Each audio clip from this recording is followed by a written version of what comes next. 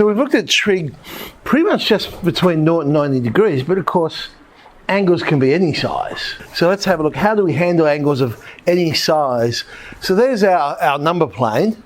We imagine a circle on the number plane. Now we start over there at the positive x-axis. We go anti-clockwise, so 90, 180 and so on. And we break the number plane up into 4 quadrants. Now imagine what shall we call it, a butterfly or something like that. But what we've actually created is 4 right-angled triangles, one in each of the quadrants that we can refer to.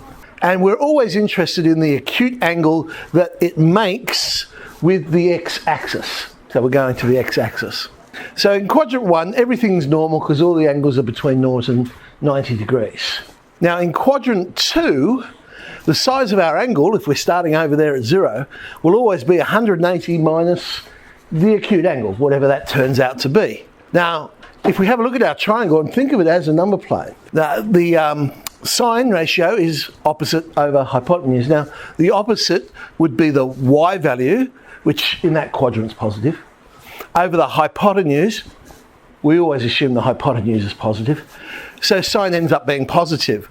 Cosine, however, would be using the x value for the adjacent. But on our number plane, that's negative. So we get negative over positive, so cosine ratio is negative. And looking at the tan, opposite over adjacent, we've got a positive over a negative, so we end up with negative. So that explains why sine is positive in the second quadrant, but the others are negative. We could do a similar thing in the other quadrants. Quadrant 3, it'll be 180 plus the acute angle. Sine turns out to be negative now. Cosine still negative, but tan now works out to be positive. And then over in the fourth quadrant, so 360 degrees minus whatever that acute angle is. And sine is negative, cosine's now positive, and tan is negative. So if we had to find the sine of 260, let's say we didn't have our calculator with us, but we want to simplify it, and all we happen to know is angles between 0 and 90. We'd say, well, okay, sine 260. 260 is in the third quadrant. The third quadrant. So I know sine's negative in the third quadrant. So it's minus sine, and then we just have to work out what the acute angle is. And in the third quadrant, it was 180 plus the acute angle. So 180 plus 80 is 260. So it should turn out to be the same as minus sine 80. And we happen to know sine 80, of course. 0.9848, so we get negative 0.9848. This is in fact how we used to do it before calculators. You actually had a table of values, and you'd look up a value for 80 degrees or whatever angle you were looking for. But of course, to write a book for every possible angle, the book's going to be huge. So they only did them between 0 and 90, and you worked out which quadrant they were in and got it from that. Tan 220, or 220, that's in the third quadrant. Tan's positive. The acute angle in this case would be 40 degrees. So it'd be same as 0.8391. Secant. Secant is the reciprocal of cosine.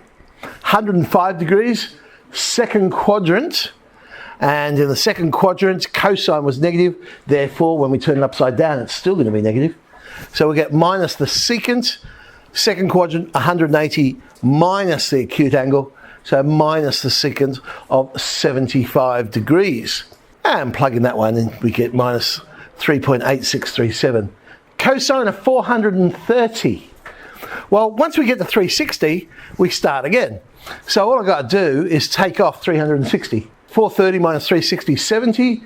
70 is acute, so it's first quadrant, everything's fine. It's just the cosine of 70.3420. If I have a negative angle, well, that just means instead of going around anti-clockwise, we'll go around clockwise.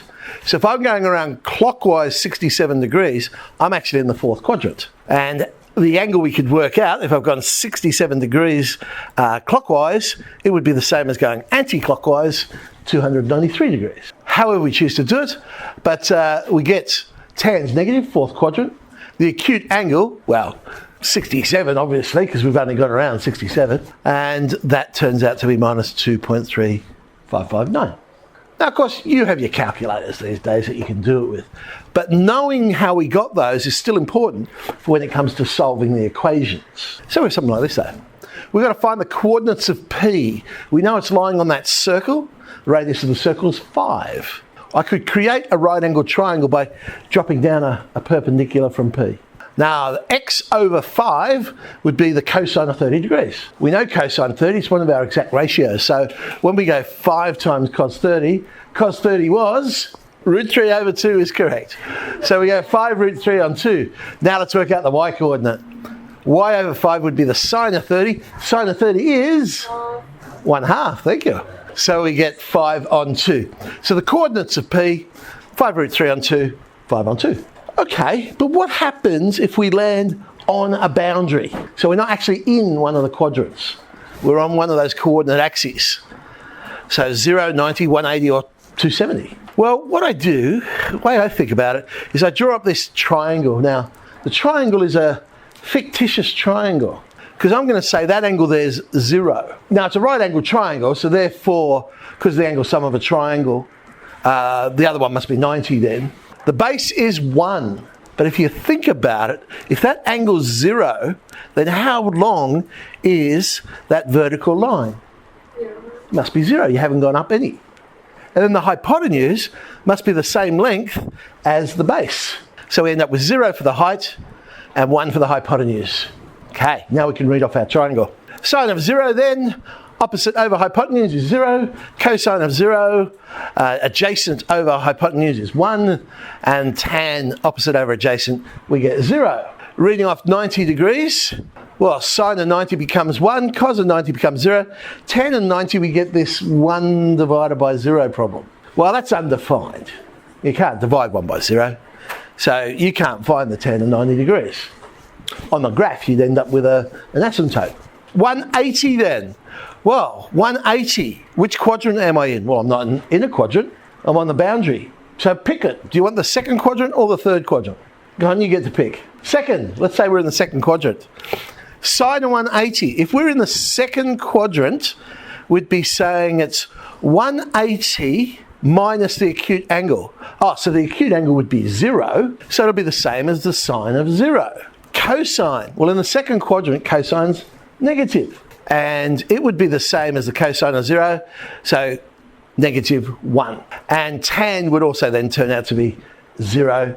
And 270, we could do a similar thing, and we see we get sine of 270, negative 1, cos of 270, 0, tan 270, negative undefined. I don't know if that's actually possible, but it's still just undefined. Fortunately, you've got calculators. You can just punch in the calculator and go, oh, look, there's the answer. If you do tan of 90, it'll just come up with an error. You know that's the one that's undefined. So let's draw our graphs.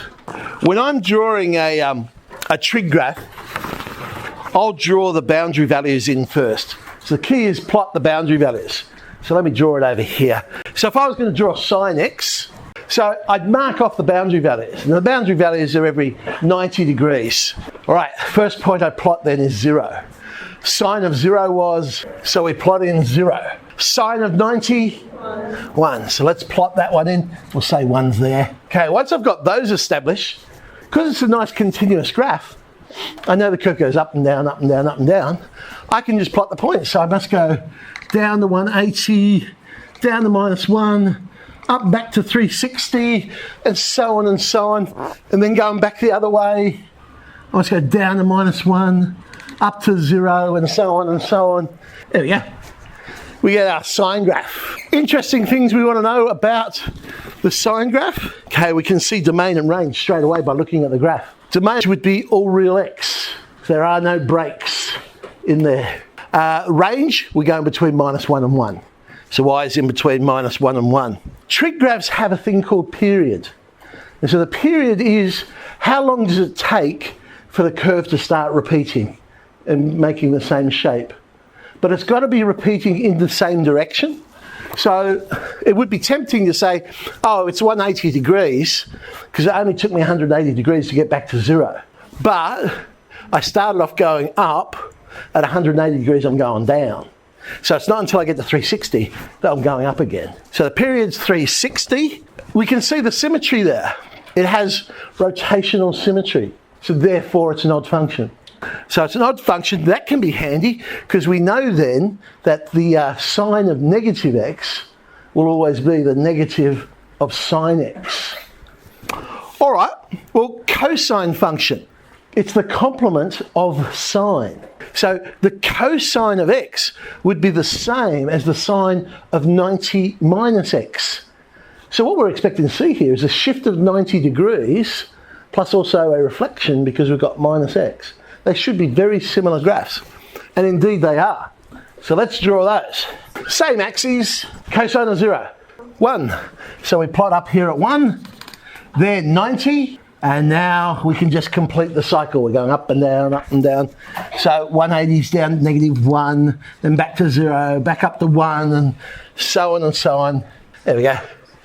A very similar graph. So the domain remains the same. It's all real x. The range remains the same. It's still going in between -1 and 1. The period's still 360 degrees. That hasn't changed because all we've done is shift the curve horizontally. So we haven't changed it. It's an even function, however, because it now has line symmetry in the y-axis. That means that the cos of negative x will be the same as the cosine of x. So that could come in handy. All right, let's do tan. I'll plot the same points again, so every boundary value. But this time, well, we start off still okay, because tan of 0 is 0. But then, at 90 degrees, it was undefined. So we have a vertical asymptote, and that pattern repeats. So we go 0, vertical asymptote, 0, vertical asymptote, 0, vertical asymptote, 0, and then back the other way, vertical asymptote, 0, vertical asymptote, and so on and so on. I didn't mark any numbers on the y-axis because this graph is going to bend towards its asymptote. So where to put it? We know in the first quadrant, tan was positive. So it must be up in this section here, bend towards the asymptote. So it comes through like that. Now be careful when you're drawing it. It does not have a horizontal tangent like the cubic. Often people draw it like a cubic because they're so used to drawing that shape. It actually goes through at 45 degrees when it goes through. So it's at 45 degrees. And then that pattern is repeated between all the asymptotes. And there's tan. Domain, a little bit more interesting to write here. I know it's all real x, but then I've got all these discontinuities. So the way I say is, well, the first one's happening at 90, but then every multiple of 180, there's going to be another one. So 180k, where k is an integer. So that allows me to go in both directions then, because I can have negative numbers as well. The range is easy, all real y. There's no breaks vertically, so we're fine there. The period for a tan curve is only 180 degrees. If we look at it, it's got rotational symmetry. So it is also an odd function, which means tan of negative x is the negative of tan x. Going to just draw one of the reciprocal graphs. Cosecant. Cosecant is the reciprocal of sine. So I'll just dot in the sine curve there. So it's like now we're going to draw the y = 1 on function x graph. So what do we say for that? We said everywhere there's an x-intercept, they will become asymptotes. So let's draw in asymptotes at all of those x-intercepts. We also said, well, when you turn 1 upside down, you get 1. When you turn -1 upside down, you get -1. So all of those points will remain. But turn a number below 1 upside down, you're going to end up with a number above 1. And vice versa. So because the sine curve is always in between -1 and 1, when you turn it upside down, it's never between -1 and 1. And we get a series of U-shapes. They're not parabolas, but they are U-shapes. They're bending towards the asymptotes and they're going there. So there's our cosecant curve.